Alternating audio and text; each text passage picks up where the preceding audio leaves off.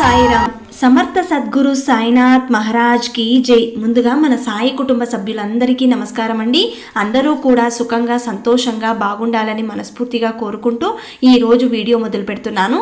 ఇక ఈ వీడియోలో బాబా గారు ఏం చెప్పబోతున్నారు అంటే, తల్లి నీకొక గొప్ప అవకాశాన్ని అందిస్తున్నాను, అందుకో, నీలోని భయం పోగొట్టి సంతోషం తెచ్చే శుభవార్త ఇది, జాగ్రత్తగా వినమ్మా అని బాబా గారు ఒక చక్కటి సందేశాన్ని మనందరి కోసం తీసుకొచ్చారండి. ఈ అవకాశాన్ని ప్రతి ఒక్కరూ కూడా వినియోగించుకోండి. బాబా గారు అందిస్తున్న సందేశం ఎంతో అద్భుతంగా ఉంటుంది. బాబా గారు ప్రతి విషయంలో కూడా మనం చేసే కర్మలు, మనం చేసే పాపాలు ఏవేవి ఉంటాయో అవన్నీ కూడా సమసిపోవాలంటే బాబా గారు ఇచ్చే సందేశాన్ని మనం పూర్తిగా అర్థం చేసుకొని దానిని ఆచరించినట్లయితే తప్పకుండా మన జీవితంలో కష్టాలనేవి పూర్తిగా తొలగిపోతాయి. కాబట్టి ఈరోజు బాబా గారు ఎలాంటి సందేశాన్ని మనకు అందిస్తున్నారో ఒక చిన్న కథ రూపంలో తెలుసుకుందాం.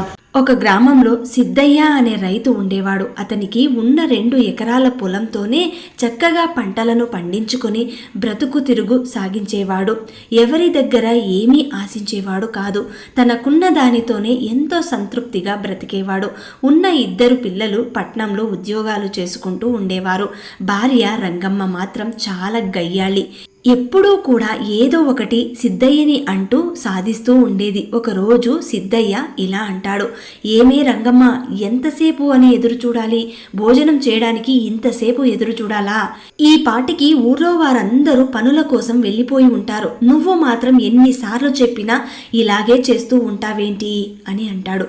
అప్పుడు రంగమ్మ ఇలా అంటుంది, నువ్వే పొయ్యి ముందు కూర్చొని వంట చేసుకుందు గని రా, నా కళ్ళు మండిపోతున్నాయి.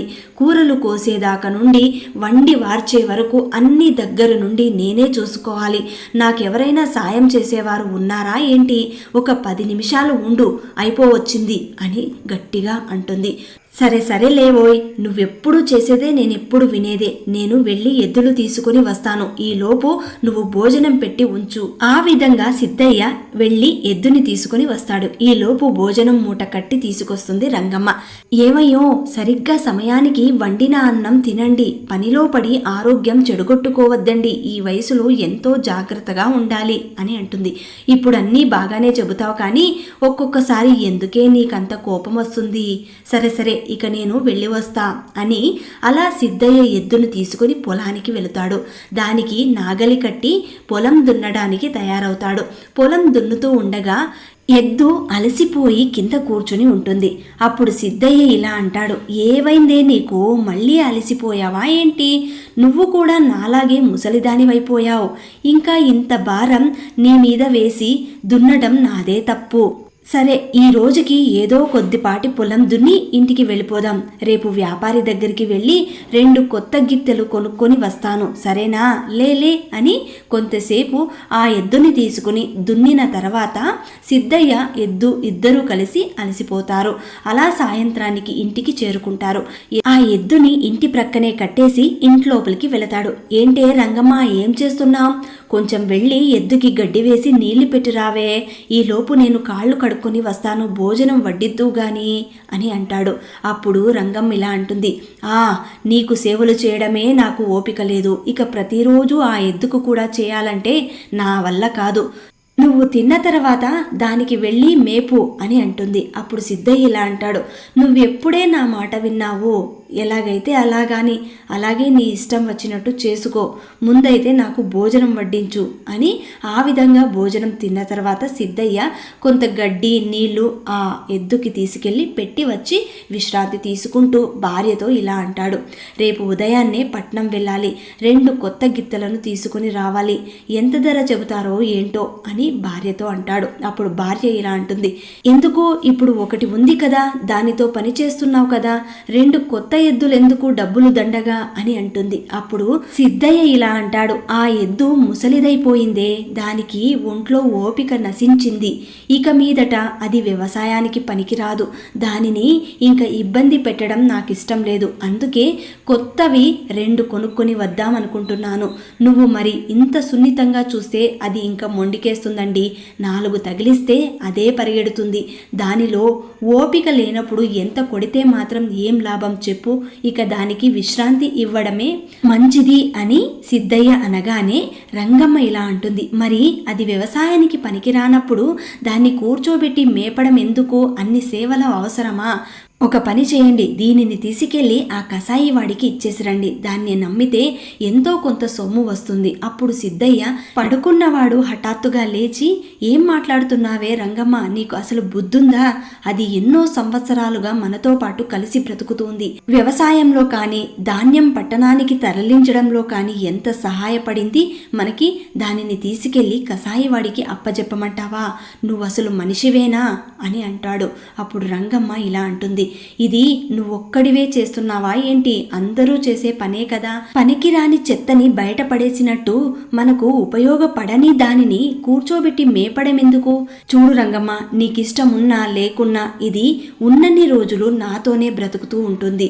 ఇక ఈ విషయం ఇంతటితో వదిలేయ్.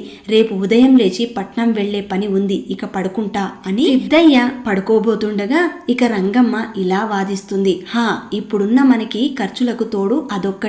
నేను చెప్పింది నువ్వు ఎప్పుడు విన్నావు గనక నీ ఇష్టం వచ్చినట్టు చేసుకో అని రంగమ్మ అంటూ పడుకుంటుంది. ఆ విధంగా మరుసటి రోజు ఉదయం 2 గిత్తలను కొనడానికి సిద్ధయ్య పట్నంకు వ్యాపారి దగ్గరికి వెళతాడు. ఆ వ్యాపారి సిద్ధయ్యకు ముందే తెలుసు. వెళ్ళగానే, ఏం సిద్ధయ్య ఇటు వచ్చావని అడుగుతాడు. ఎలా ఉంది నీ వ్యవసాయం? 2 కొడుకులు చక్కగా పట్నంలో ఉద్యోగాలు చేసుకుంటూ బ్రతుకుతూ ఉన్నారు కదా. వారు ఎంతో కొంత పంపిస్తే కూర్చుని తినేదానికి ఈ వయసులో కూడా వ్యవసాయం చేస్తాను అంటావేంటయ్యా? వాళ్ళు పంపించేది ఎప్పుడు, నేను కూర్చొని తినేది ఎప్పుడు? ఇప్పుడు వాళ్ళ గురించి ఎందుకులే గాని మంచి 2 గిత్తలు ఉంటే చెప్పు, కొనడానికి వచ్చాను, చూపిస్తావా అని సిద్ధయ్య అడుగుతాడు. ఎందుకు చూపించను?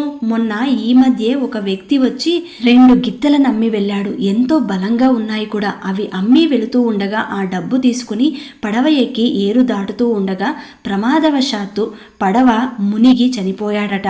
నాకు చాలా బాధ అనిపించింది. అయ్యో, అలా జరిగిందా? ఏం చేస్తాం, విధిరాతను ఎవ్వరూ మార్చలేరు కదా అని సిద్ధయ్య అంటాడు. ఇదిగో అదే ఆ 2 గిత్తలు మంచి బలంగా ఉన్నాయి, ఇక్కడ చూడు, ఇవే అవి అని అంటాడు. నీకిష్టమైతే తీసుకుని వెళ్ళవచ్చు అని అంటాడు. అవునా, చాలా బాగున్నాయి, ఇలాంటి వాటి గురించే ఇక్కడికి వచ్చింది. ఎంత ధర చెబుతున్నావేంటి అని అడుగుతాడు. 2 గిత్తలు కలిపి 200 వరహాలు అని అంటాడు. అమ్మో, అంత ధరనా? అంత ధర పెట్టి నేను కొనలేను, ఏమైనా తగ్గించి ఇవ్వగలవా అని సిద్ధయ్య అడుగుతాడు. నేను కొన్నదే 160 వరహాలకు, అంటే ఒక్కొక్కటి 80 వరహాలు చొప్పున కొన్నాను. నీకు 100 వరహాలకే అమ్ముతున్నాను. ఇవి నా దగ్గరకు వచ్చి 10 రోజులవుతుంది. వీటిని నేను 10 రోజుల నుండి మేపుతున్నాను. దానికి కూడా కొంత ఖర్చు అవుతుంది కదా. అయితే ఒక పని చేయి, ఒక్కొక్కటి 90 వరహాల చొప్పున 180 వరహాలు ఇస్తాను. ఇక అంతకంటే నేను ఎక్కువ ధర చెల్లించుకోలేను. సరే సిద్ధయ్య, నువ్వు నాకు బాగా తెలిసిన వాడివి కాబట్టి, పైగా ఎంతో మంచి మనిషి. సరే, 180 వరహాలు ఇచ్చి తీసుకెళ్ళు అని అంటాడు ఆ వ్యాపారి. అది సరే గాని 2 గిత్తలను తీసుకుని ఇంత డబ్బు పెట్టి వెళుతున్నావే, మరి చూస్తే మీ పొలాలన్నీ వర్షాల మీద ఆధారపడి ఉండేవి.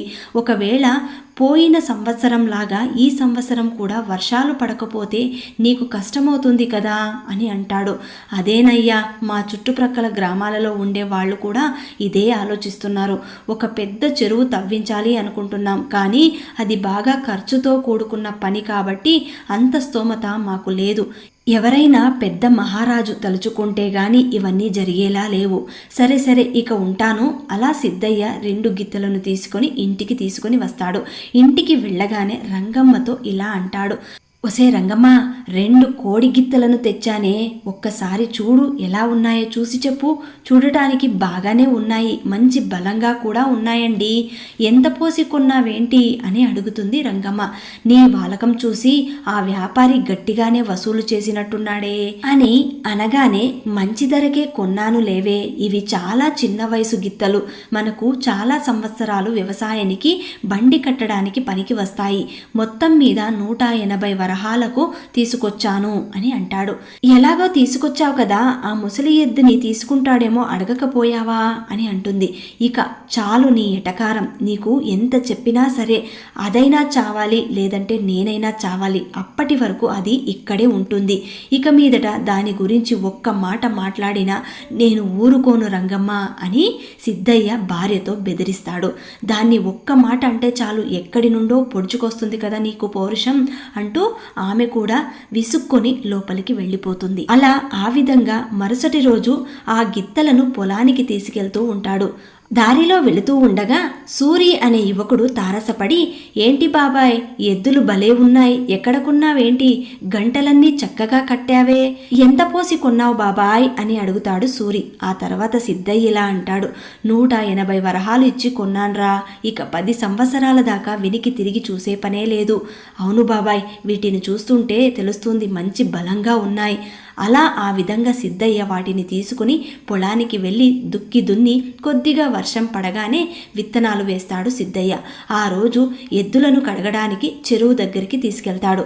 వాటిని కడిగే ముందు వాటి మీద ఉన్న గంటలు అన్నీ తీసి ప్రక్కన పెడతాడు. అలా పెట్టినప్పుడు సిద్ధయ్యకు ఏదో మెరుస్తున్నట్లు కనిపిస్తుంది. ఏంటి ఇంతలా మెరుస్తుంది, ఏదో రాయి మొక్క అయి ఉంటుంది, కానీ ఇది మెరుస్తుందేంటి, ఇందులో పొరపాటున ఏదైనా ఇరుక్కుందేమో. అప్పుడు దారిలో కనిపించిన ఆ యువకుడిని పిలుస్తాడు. ఒరే సూరి, ఇటు రారా అని సిద్ధయ్య పిలుస్తాడు. అప్పుడు సూరి, ఏంటి బాబాయ్ ఎందుకు పిలిచారు అని దగ్గరికి వచ్చి, ఇక్కడ ఏదో మెరుస్తుందిరా. అవును బాబాయ్, ఇది చూస్తుంటే వజ్రంలా ఉంది, ఇది ఎక్కడ దొరికింది మీకు అని అడుగుతాడు. చెరువులో ఏమైనా దొరికిందా బాబాయ్ అని అడుగుతాడు. కాదురా, మన ఎద్దులు కడుగుదామని గంటలు తీసి కింద పెడుతూ ఉంటే అందులో నుండి కింద పడింది అని అంటాడు. ఇది నిజంగానే వజ్రమంటావా, మళ్ళీ ఒకసారి చూసి చెప్పు అని అంటాడు. బాబాయ్, నాకైతే ఇది వజ్రమనే అనిపిస్తుంది, ఏది ఆ గంటలు ఇలా ఇవ్వు, ఇంకా ఏమైనా ఉన్నాయేమో చూద్దాం అని సూరి ఆ గంటని తీసుకుంటాడు. అలా ఆ గంటని విప్పి చూడగా అందులో నుంచి ఒక్కొక్కటిగా వజ్రాలు ఊడిపడుతూ ఉంటాయి. వాటిని చూసి ఇద్దరూ ఆశ్చర్యపోతారు. బాబోయ్, బాబాయ్ చూడు, ఇందులో ఎన్ని వజ్రాలున్నాయో, ఇంకా నీ పంట పండినట్టే, ఈ చుట్టుప్రక్కల గ్రామాలలో నీ అంత ధనవంతులే ఉండరు బాబాయ్. నోరు ముయ్యరా, పిచ్చివాగుడు వాగకు, వజ్రాలంటే చాలా విలువైనవి, అవి వాటిని ఈ గంటలో ఎందుకు పెట్టినట్టు, ఈ ఎద్దులను తీసుకొచ్చి 4 రోజులైంది, ఇంతవరకు నేను గమనించనే లేదు, అవి వజ్రాలైతే కాదు, ఇందులో ఎలాంటి సందేహము లేదు. అయినా మన ఇద్దరికీ ఈ సందేహం ఎందుకు గాని బాబాయ్, వీటిని తీసుకెళ్లి బంగారు అమ్మే కొట్టలో చూపిస్తే అతనే చెబుతాడు కదా. సరే సరే, నగల వ్యాపారి దగ్గరికి వెళదాం పద అని ఇద్దరూ కలిసి అక్కడి నుండి నగల వ్యాపారి దగ్గరికి వెళతారు. వాటిని చూపించి సిద్ధయ్య ఇలా అడుగుతాడు, అయ్యా శర్మగారు, వీటిని ఒక్కసారి గమనించండి, వీటిని వీడు వజ్రాలు అంటున్నాడు, నిజమేనా అని అడుగుతాడు. అప్పుడు ఆ వ్యాపారి ఏది చూద్దాం అని తీసుకుంటాడు. అయ్యా సిద్ధయ్య, ఇవి మామూలు వజ్రాలు కాదు, అత్యంత విలువైన వజ్రాలు, ఇవన్నీ కలిపితే మనలాంటి ఊర్లలో 10 ఊర్లు నువ్వు కొనవచ్చు, అంత ఖరీదైనవి. నిజంగానా, అంత ఖరీదైనవా ఇవి? ఏంటి, ఆ వ్యాపారి ఎద్దుల గంటల్లో పెట్టి ఇవి మర్చిపోయినట్లున్నాడు, వాటిని చూసుకోకుండా కేవలం 180 వరహాలకే నాకిచ్చేశాడు, వీటిని వెంటనే ఆ వ్యాపారికి తిరిగి ఇచ్చేయాలి అంటూ నగల దుకాణం నుండి బయటికి వెళ్ళి వస్తారు. అప్పుడు సూరి ఇలా అంటాడు, ఏంటి బాబాయ్, అంతటి విలువైన వజ్రాలు దొరికితే వాటిని తిరిగి ఇచ్చేస్తానంటావేంటి, నీకేమైనా పిచ్చి పట్టిందా? అరే, అతను పొరపాటున గంటల్లో పెట్టి మర్చిపోతే వాటిని సొంతం చేసుకోవడం పాపమవుతుందిరా, పరుల సొమ్ము మనకెందుకు చెప్పు, వాళ్ళది వాళ్లకు తిరిగి ఇవ్వడమే న్యాయమంటాడు సిద్ధయ్య.